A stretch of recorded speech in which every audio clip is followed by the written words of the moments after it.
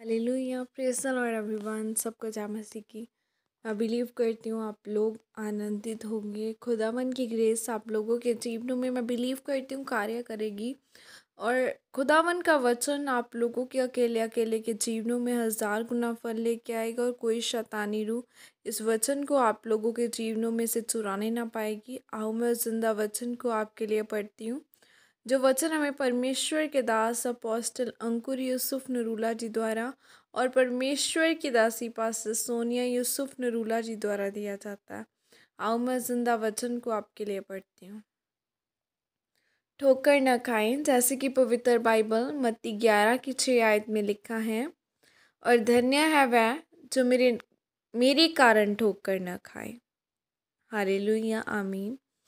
मेरे प्रियो, बाइबल कहती है कि जब स्वर्गदूत ने कहा कि मरियम, तेरे एक बेटा होगा और तू उसका नाम यीशु रखना, तब मरियम ने कहा, मैं तो किसी पुरुष को जानती तक नहीं, तो यह कैसे होगा। तब स्वर्गदूत ने उससे कहा, पवित्र आत्मा तुझ पर उतरेगा, परम प्रधान की सामर्थ तुझ पर छाया करेगी और तुम्हारे एक बेटा उत्पन्न होगा। मरियम के रिश्तेदार एलीशिबा विश्वासी थी, उसके कभी भी बेटा नहीं हुआ था, लेकिन एलीशिबा को देखकर मरियम का विश्वास कभी भी नहीं टूटा। आपके रिश्तेदार जो मसीही में हैं और धर्मी हैं, रोज़ प्रार्थना करने वाले हैं, फिर भी उनकी ज़िंदगी में आशीष नहीं है, तो क्या आप उनकी ज़िंदगी को देखकर निराश होते हैं, या फिर भी आप यीशु मसीह को पकड़े रहने का फैसला करते हैं। आपको लगता होगा कि मरियम का चुनाव स्वर्ग में हुआ होगा, लेकिन बाइबल कहती है परमेश्वर आपको योग्य या अयोग्य देखकर इस धरती पर आपका चुनाव करता है। मेरे प्रियो, आज चर्च में लोग दूसरे लोगों को देखकर कहते हैं कि वह बहन चुनी हुई है या वह भाई चुना हुआ है, लेकिन बाइबल कहती है कि आप मरियम और दाऊद की तरह चुने जा सकते हैं अगर आप परमेश्वर के वचनों से ठोकर न खाएं। यूहन्ना ने कहा था कि प्रभु यीशु मसीह, क्या तू वही है जो आने वाला था, या हम किसी और का इंतज़ार करें। और प्रभु यीशु मसीह ने कहा कि उसे कहो कि अंधे देखते हैं, लंगड़े चलते हैं, कोढ़ी शुद्ध होते हैं, पर धन्य है वो जो मेरे नाम के कारण ठोकर न खाए। परमेश्वर भी उन लोगों को इस्तेमाल करता है जो परमेश्वर के नाम के कारण ठोकर नहीं खाते, क्योंकि ऐसे लोग आपके आसपास रहते हैं और जो धर्मी हैं, शुद्धता से भरे हुए हैं, लेकिन फिर भी उनके जीवन में आशीषें नहीं हैं। वे आशीषें न होने के बावजूद भी आपका विश्वास कम होता है या बढ़ता है। मरियम एक पवित्र शास्त्र को पढ़ने वाली औरत थी और वह जानती थी एक कुंवारी गर्भवती होगी और वह एक पुरुष को जनेगी, लेकिन दूत ने जब उसे बोला कि एक कुंवारी गर्भवती होगी, तो वह जान चुकी थी कि यशाया की पुस्तक में जो परमेश्वर कुंवारी के बारे में बोल रहा है वह मैं ही हूँ।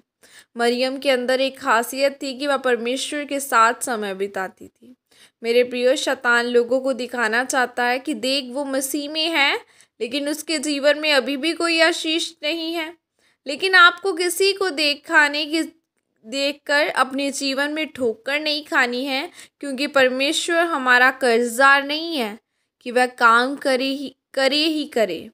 जब वह चमत्कार करता है, वह आप अपने ही नाम को ऊंचा करने के लिए करता है और अपनी महिमा के लिए करता है। मरियम एक ऐसी औरत थी जिसने अपने रिश्तेदारों को देखा था कि सचमुच वे उनकी आज्ञाओं पर निर्दोष चलने वाले हैं और सालों साल उनके जीवन में कोई भी आशीषें नहीं है।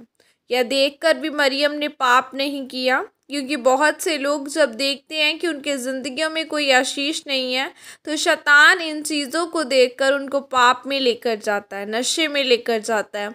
शैतान उन लोगों की स्थितियों को इस्तेमाल करता है और वही लोग ठोकर नहीं खाते और जिनके दिल दिमाग में वचन बसा हुआ है, और वो लोग ठोकर खाते हैं जिनके अंदर परमेश्वर का वचन नहीं बसा होता।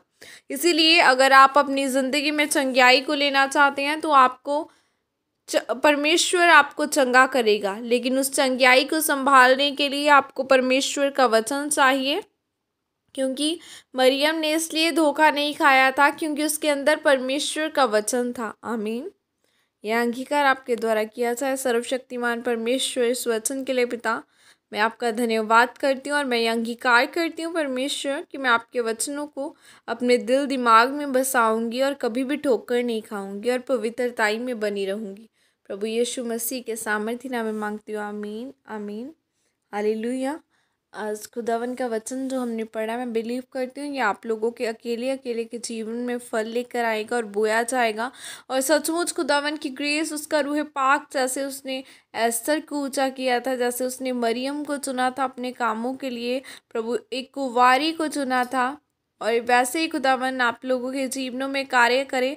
वो आपकी मुर्दा देहों को उठाए, वो आपकी मुर्दा प्रार्थना वाली जीवनों को उठाए, वो आपको वचन पढ़ने की नॉलेज दे, ताकि जब आप प्रार्थना में बैठो तो आप घंटों खुदावन के साथ बिता सको, और जब आप वचन पढ़ने बैठो तो आपको समय का पता ही ना चले कि कैसे निकला। सो खुदावन के साथ समय स्पेंड करो, क्योंकि उसने भी अपना इकलौता हमें कुर्बान किया है, उसने भी अपना बेस्ट दिया है। सो हमें खुदावन को लीस्ट नहीं बल्कि बेस्ट समय देना है, क्योंकि जब हम अपना बेस्ट देंगे तो खुदावन खुद ब खुद हमें ऊंचाइयों पर लेकर जाएगा, वो खुद ही ऊंचा कर देगा। गॉड, प्रभु यीशु मसीह के सामर्थ्य नाम में मांगती हूँ। आमीन। God bless you all. खुदावन आप सबको आशीषित करे। Praise the Lord everyone.